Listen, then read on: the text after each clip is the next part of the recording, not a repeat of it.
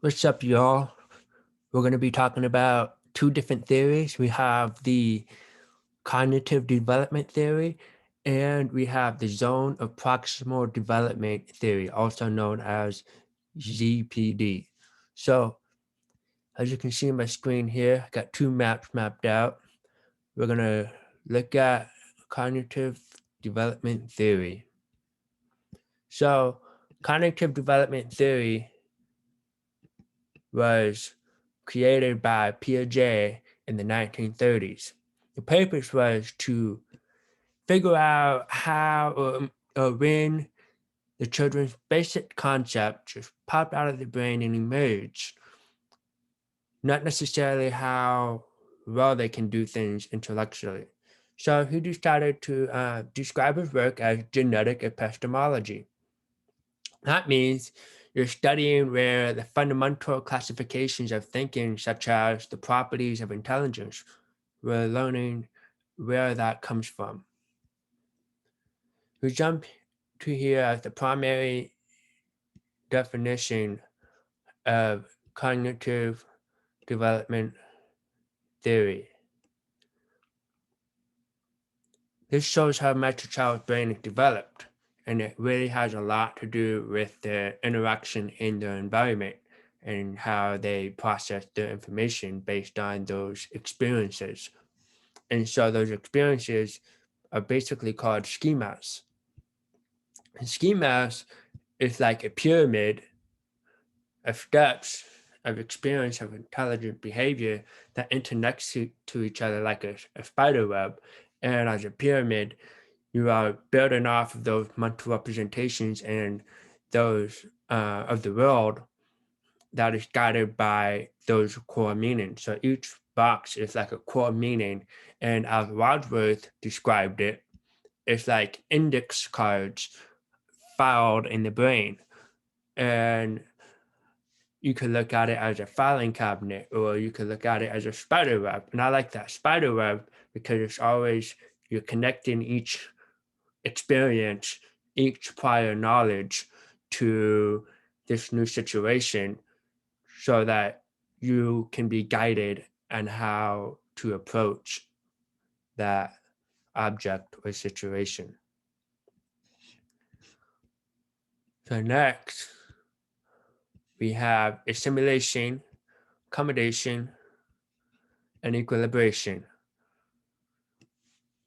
So just to summarize all of that together, it is basically intellectually adapting, adjusting to overcome situations we face. So if we look at it closer, assimilation is basically using your prior knowledge to handle a situation. So, for instance, I may have taken the wrong turn at a stop sign to get to school. Well, the next time I come there, instead of turning left and turning in the wrong direction, I would turn right to go to school. So using that prior experience to make the right decision. Accommodation is basically realizing and recognizing that what you know does not work for this situation. So this means we have to rethink about how we're going to deal with it, and maybe we have to change something in order to go about this new situation. Then we have equilibration, which is the driving force to restore that balance in dealing with and mastering a new issue. And I'm thinking about, as teachers, we need to, once they reach equilibration, we need to create disequilibration so that you can continue to grow your students' knowledge, and as they continue to balance and master that new thing, that they learned or new situation that comes up. Piaget came up with several stages of development, and the stages of development does not matter uh, how quickly you move up, but what does matter is they always go in the same order. Um, Students can move up based on their experiences and their environment and um, as they mature. And so we look at the first, there's 4 stages: sensory motor stage, pre-operational stage, concrete operational stage, and formal operational stage.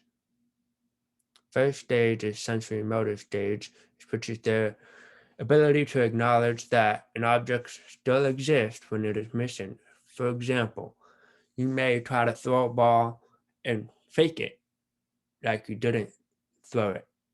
And so a child, you can see, takes a while to process in their mind, oh, it's actually still there. Like the ball is not missing. Another example, babies, they can have reflexes. So whenever they get touched in their face, they start to turn towards what they touch, that feeling of touch. Or if they feel something in their finger, in their hands, they start to grasp. So those are just examples of sensory motor stage cognitive development. In the pre-operational stage, kids are developing thinking, and they don't necessarily accept other people's views, but they have the ability to connect a word or an object to represent meaning and how to use it. For instance, if I see a basketball, then I'll be able to see, oh, look, I can bounce it, I can shoot it, I can pass it. That's just one example, connecting an object and making meaning of it.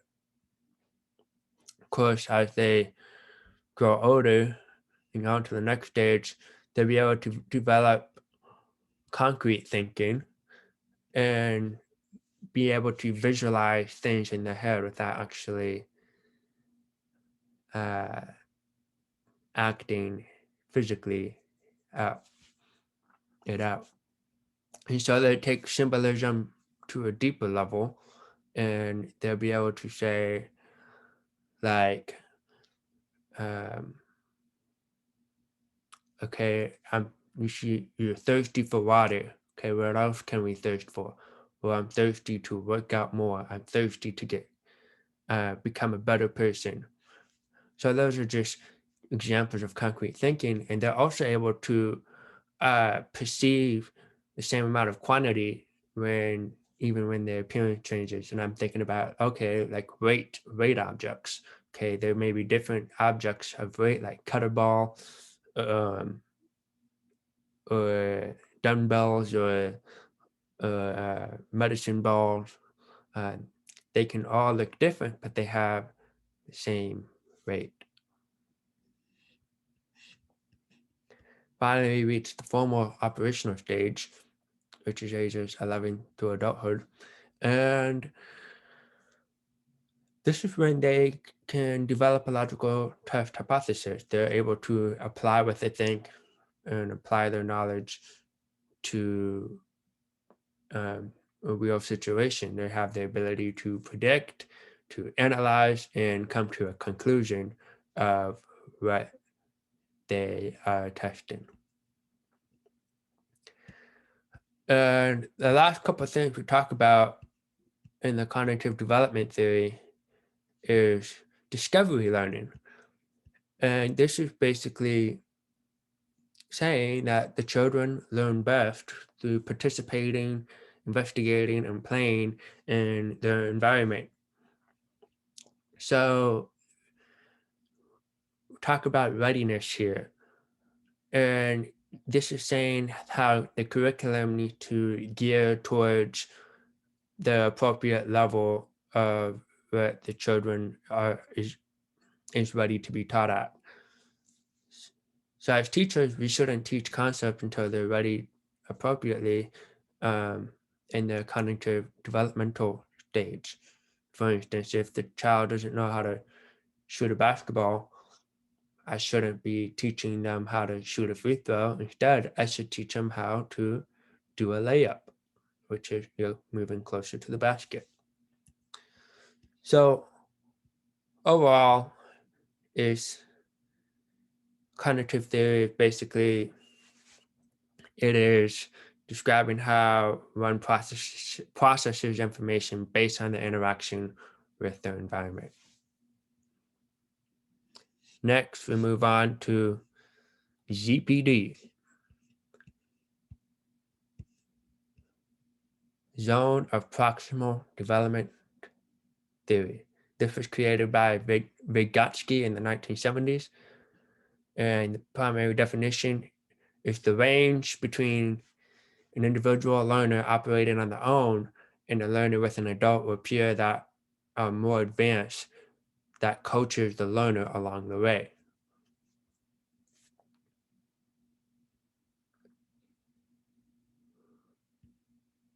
So we start with the line of natural regression. I like to think of this as somebody coaching a player new habits, new things, and once the coach leaves that player alone and lets them practice it by themselves, or if they're in the game, they uh, start to drift back to their old habits of performance or their prior level of performance. And so this is the natural line of regression. When a coach leaves, the learner has to remember everything the coach has taught them, and they may start drifting back to old habits if they don't have that guidance to remind them and give them tips of what they need to do it right. We also talk about cultural tools. There's a variety of cultures to and a variety of tools to help learners grow. Tools can be wiser people, technology, books, and etc. However, cultural tools is such a broad term, and I like to think of that it can be focused on building a community of support rather than just being a resource of information. So believing in the students, making sure that they know they care about you so that they can start to believe in themselves and believing in each other. And so in that way, you build a community of support to help each other grow and learn and not feel left out. So that leads to scaffolding. And that term was introduced by Wood also in the 1970s. And it's a great tool to help learners build a deeper understanding of what they already know so that they can reach to a higher level. So once they've mastered it, they're basically the scaffolding tool can be removed. For instance, the example used in the reading was a student learned how to do the backhand and the forehand in the tennis ball and playing tennis. And however, the teacher noticed that she was struggling with the forehand hit, and the student was getting frustrated. So the teacher in the reading decided to observe and assess for everything that's going, like everything was going well, except for the one thing of the hand placement. And once the teacher saw that, the teacher got to demonstrate it and guide the student in the hand placement and hitting that ball with the correct hand placement. After guiding them and mastering it for a while, the teacher left, and now the student is a phenomenal forehand hitter. Just one example of scaffolding. Scaffolding requires a more knowledgeable other. I like to call it MKO. It means that is someone out there who's more elite at a task that knows exactly when to give the right support at the right time to help them achieve a task. Without that MKO, they would struggle to do it on their own and with there being no guidance. This leads to knowledge through social interaction. Students are able to talk to each other through activities so that they can learn from each other. Students who know should be put in groups. Students knowing more than other students. And that way, they both get the benefit because the students who know more just to explain to students who don't know more, and students who don't know more can reach a higher level. This kind of goes well with effective scaffolding. It's basically using different strategies on how a child is doing. So the child's ability to do a task will tell you just how much and when to scaffold effectively. Like maybe you want to simplify a task if the children is having a hard time completing it by themselves, or we want to manage the child's frustrations and maybe demonstrate and show how it's done based on how well the student is doing, how specific we should get. And so we look at there was an experiment, uh, a dollhouse study created by Fiond. To the purpose of the experiment was to figure out what uh, theory a child learns best, whether it's guided learning or discovery learning. And he saw that a child discovering where to put furniture in the house as it got complex, they struggled a lot and got frustrated versus when they had their moms with them to guide them and where furniture should go in the dollhouse, they're able to be much more engaged and participate and learn more.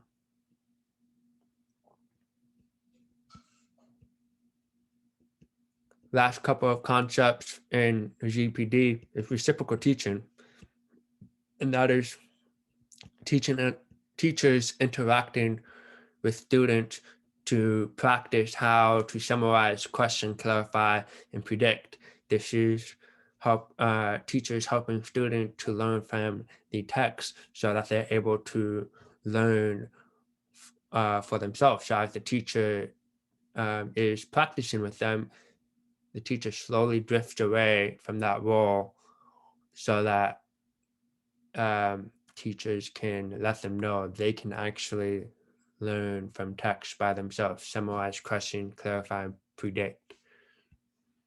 And we kind of discussed this earlier. Collaborative learning is basically mixing groups that has diverse level of skills so that students who've progressed more can support others to reach a higher level within the ZPD. And that is important as teachers and will make teaching easier um, and more fun is having students work together in groups with different levels to help build community and to uh, grow and develop and understand in their learning. And that is the mind map of zone proximal development theory and cognitive development theory. I hope to take something away from this, and I hope you will be able to use this in your classroom. Thanks.